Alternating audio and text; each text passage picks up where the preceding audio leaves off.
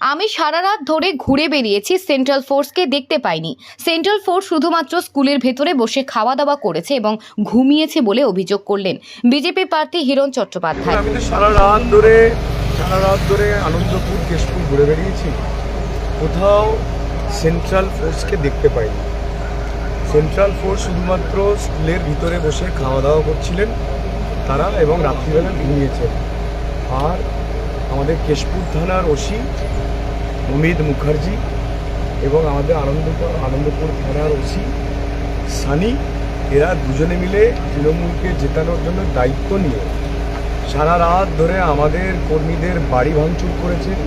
কালকে কেশপুর আনন্দপুর খালি বোমের বৃষ্টি হচ্ছিল এবং আমাদের পোলিং এজেন্টদের বাড়িতে গিয়ে চমকেছে, ধমকেছে। এবং আজকে সকালে যখন রিপোর্ট নেন, আমি আপনাকে এক্স্যাক্টলি রিপোর্ট এখন দিতে পারবো না।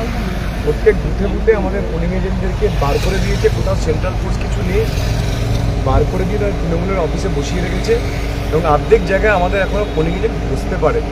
মানে এটা কি গণতন্ত্র আমি জানি না, ভারতবর্ষের কি গণতান্ত্রিক ব্যাপার আমি বুঝে উঠতে পারলাম না। এরকম পঞ্চায়েত ভোটেতেও হয়নি, পঞ্চায়েত ভোটেতেও এরকম কোনো নির্বাচন আমরা দেখিনি। নির্বাচন কমিশন কি করতে চাইছে, কেন করতে চাইছে, সেটা আমরা কেউ বুঝে উঠতে পারছি না। আমাদের কর্মীদের সারা রাত ধরে আটকনা, সারা রাত জেগে আমরা সেই কর্মীদেরকে সাহস জুগিয়েছি। এছাড়া আমাদের কাছে কিছু করার নেই। না না, কোনো কেন্দ্রীয় বাহিনী আস্থা তো দূরের কথা। কেন্দ্রীয় বাহিনীর ডিআইজি কালকে রাত্রিবেলা আমাকে অসভ্য ভাষায় কথা বলেছে। হ্যাঁ, মিস্টার স্ট্যানজিন শাকিয়ানা কি নাম ভদ্রলোকের, হ্যাঁ, আমাকে নাম্বার দেওয়া হয়েছিল তার সঙ্গে কথা বলতে। তিনি রাত্রিবেলা আমাকে অসভ্য ভাষায়, অত্যন্ত নোংরা ভাষায় কালকে কথা বলেছেন এবং বলেছেন তার কোনো দায়িত্ব নেই সামলানোর, তার কোনো দায়িত্ব নেই এলাকা সামলানোর। তিনি এসছেন খালি ভোটের সময় মানুষ যেন ভোট দিতে পারে, ভোটটাকে দেখার জন্য। আমি বলছি কেশপুর আনন্দপুর এই ভয়ঙ্কর সন্ত্রাস চলছে, আর আপনি রাত্রিবেলা ঘুমাবেন? কেন্দ্রীয় বাহিনী কি আমার নাকি? আপনারা এই সব কথাগুলো কেন বলেন? কেন্দ্রীয় বাহিনী কি আমার? নির্বাচন কমিশনে বরাবর বলে এসেছে কেন্দ্রীয় বাহিনী হলে ফ্রি এন্ড ফেয়ার ইলেকশন হবে। আপনারা দেখছেন তো। দেখুন, আমি কোনো দল ভিত্তিক কথা বলবো না, আমি যেটা সত্য, যেটা রিয়েলিটি সেটা বলছি। আমি কোনো দল ভিত্তিক কথা আজ অব্দি বলিনি। যেখানে যে সত্যি কথা সেই সত্যি কথাটা বলেছি। আপনারা চলুন, এখন চললে দেখতে পাবেন যে কি ভয়ঙ্কর অবস্থা। দেখুন, আমার পক্ষে তো নির্বাচন কমিশনে জানার সম্ভব না, আমাদের টিম আছে তারা জানাচ্ছে। আর আপনারা তথাকথিত জানেন যে কিউআরটি টিম, এটা একটা ভারতবর্ষের, আজকে পশ্চিমবঙ্গের, আজকে আমি অন্য লোকসভার ব্যাপারে বলতে পারবো না। আমার ঘাটাল লোকসভাতে বিশেষ করে কেশপুর, সবং এবং পিংলাতে কিউআরটি টিম যে মানে খায় না মাথায় দেয়, আমরা এখন অব্দি বুঝলাম না। তারা চাঁদে আছে না মঙ্গল গ্রহে আছে সেটাও এখনো বুঝলাম না। কোনো কিউআরটি টিমের কোনো রেসপন্স পাওয়া যায়নি। তাদের খালি ফোন করলে বলছে আমরা দেখছি। আমাদের ছেলেরা মার খাচ্ছে, সারা রাত ধরে মার খেয়েছে আমাদের কর্মীরা। আমি বহু কর্মীর সঙ্গে কালকে মাঠে কাটিয়েছি। এক ভয়ঙ্কর পরিস্থিতি, মানে কি নির্মম পরিস্থিতি। আমি ক্যাম্পে গিয়ে বলেছি, অনুরোধ করেছি যে আপনারা খাওয়া দাওয়া আপনাদের হয়ে গেছে, এবার একটু 1 ঘন্টা আপনারা ঘুরে আসুন। দেখুন চারিদিকে, আমার কাছে ভিডিও ফুটেজে দেখুন চারিদিকে পিকনিক চলছে। রাত্রি 12টার পরে 144 ধারা জারি হয়ে গেছিল। রাত্রি 12টার পরে কি আপনি পিকনিক করতে পারেন? আপনি কি একসঙ্গে জড়ো হয়ে পিকনিক করতে পারেন? বাইক বাহিনী ঘুরতে পারে? চোখের সামনে দেখছি পিকনিক চলছে, বাইক বাহিনী ঘুরছে। ক্যাম্পকে বলছি আমরা সব পারবো না, আপনি কথা বলুন, পুলিশের সঙ্গে কথা বলুন। আর সেই মমতার দলদাস পুলিশ, যে অমিত মুখার্জি একদম দায়িত্ব নিয়েছে ব্লক প্রেসিডেন্ট হিসাবে তৃণমূলের, তাকে কেশপুরকে জেতাতেই হবে, না তার চাকরি থাকবে না।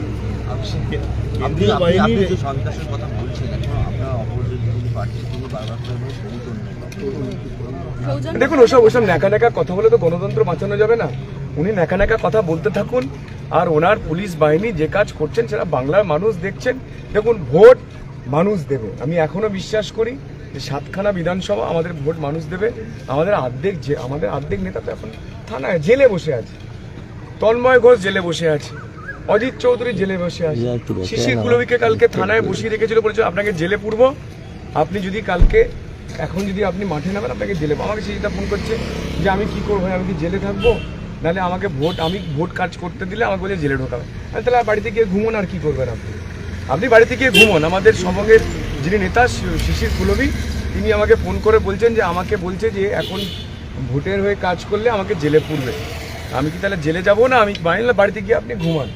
তা আমি কি বলবো বলুন? একজন কর্মী হয়ে এর থেকে কি বলতে পারি? আমাদের পিংলার, আমাদের যিনি কনভেনার, তাকে থানায় বসিয়ে রেখেছিল 4 ঘন্টা। তাকে সেম বলেছে, ভাই তুমি ভোটে কাজ করো, নাহলে থানায় বসতাম। তো এই চলছে গণতন্ত্র। বাট আমি বিশ্বাস করি মানুষ ভোট দেবে। আমার এখন একটাই মিশন, যে আমাদের পোলিং এজেন্ট বসাতে হবে, যাদেরকে এখনো বসতে দেয়নি। আমি সেখানে যাচ্ছি, যে জায়গায় খবর পাচ্ছি। আপনারা চলুন, গিয়ে দেখবেন। কেন্দ্রীয় বাহিনী হঠাৎ করে অ্যাক্টিভেট থেকে ডিঅ্যাক্টিভেট হয়ে যাওয়ার কোনো কারণ বা কিছু বুঝতে পারছেন? হঠাৎ করে তো নয়, গত 3 দিন ধরে কেন্দ্রীয় বাহিনীকে কোথাও খুঁজে পাইনি। যতবার কেন্দ্রীয় বাহিনীর সঙ্গে কথা বলেছি, তারা বলেছে এই তো ওখানে ভোট হচ্ছে, হ্যাঁ পঞ্চম দফার ভোট শেষ হয়ে গেলে চলে আসবে। পুলিশ অবজারভার সুজিত কুমারকে যতবার ফোন করেছি, তিনি বলছেন দেখুন আমি তো অবজারভার, আমাকে নির্বাচন কমিশন পাঠিয়েছে অবজার্ভ করতে, আমাকে কোনো অ্যাকশন নিতে বলেনি। যিনি এখানকার জেনারেল অবজারভার আছেন, হ্যাঁ, তার সঙ্গে দেখা করেছি ব্যক্তিগতভাবে। তারা বলছেন নির্বাচন কমিশন আমাদেরকে অবজার্ভ করতে পাঠিয়েছে, আমরা কোনো অ্যাকশন নিতে পারবো না। অ্যাকশন নেবে কে? এখানকার এসপি। আর সেই এসপি বলছেন আমি জীবনে প্রথম এসপির দায়িত্ব পেয়েছি, আমি কিছু জানি না, ও থানার ওসি যারা যেটা করছে সেটাই ফাইনাল, আমাকে ডিস্টার্ব করবেন না, আমাকে ফোনও করবেন না। এসপি আমার আজ অবধি ফোনও তোলেননি, কিচ্ছু রিপ্লাই দেননি।